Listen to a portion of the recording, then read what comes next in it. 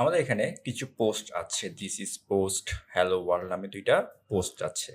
আমাদের অনেক সময় অনেকগুলো পোস্ট ক্রিয়েট করার প্রয়োজন হতে পারে তাৎক্ষণিক। সেক্ষেত্রে আমরা চাইলে একটা প্লাগইনের সাহায্যে বা একটা টুলসের সাহায্যে কিছু ডেমো পোস্ট জেনারেট করতে পারি।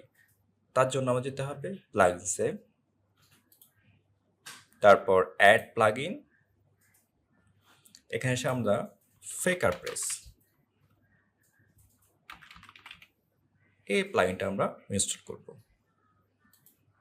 এই প্লাগইনটা আমাদের ডেমো প্লাগইন জেনারেট করতে হেল্প করে।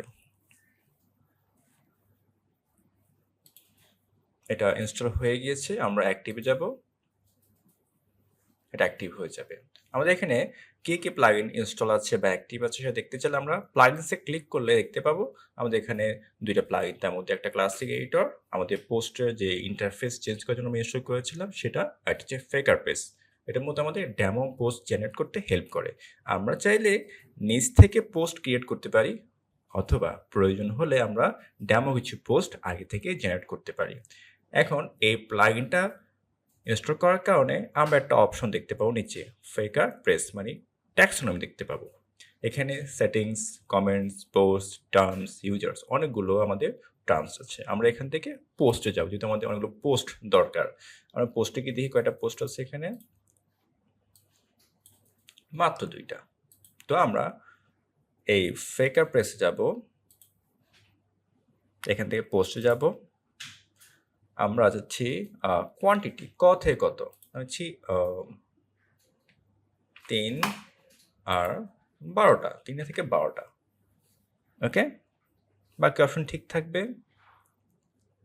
আমরা জেনারেট ক্লিক করব। একটু সময় লাগবে, কয়েকটি ডেমো পোস্ট ক্রিয়েট হয়ে যাবে।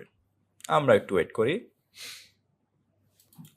আমরা দেখতে পাচ্ছি আমাদের এখানে কয়েকটি পোস্ট ক্রিয়েট হয়ে গেছে। আমরা যদি এখন পোস্টে আসি, অল পোস্টে যাই, দেখতে পাচ্ছি ডেমো অনেকগুলো পোস্ট ক্রিয়েট হয়ে গেছে। আমরা চাইলে নিজেরাও পোস্ট ক্রিয়েট করতে পারবো, অথবা ফেকার পেজ দিয়ে আমরা মানে এই প্লাগইনের সাহায্যে আমরা কিছু ডেমো পোস্ট আগে থেকেই জেনারেট করে রাখতে পারবো। প্রয়োজন আমরা ইউজ করব, না হলে ডিলিট করে দিব। যেমন আমরা এখানে দিস ইজ পোস্ট, একে একটা ডিলিট করতে চাচ্ছি, আমরা সিলেক্ট করব এই অপশন থেকে move to trash and apply. তাহলে এই পোস্টটা ট্রাশ বা ডিলিট হয়ে যাবে।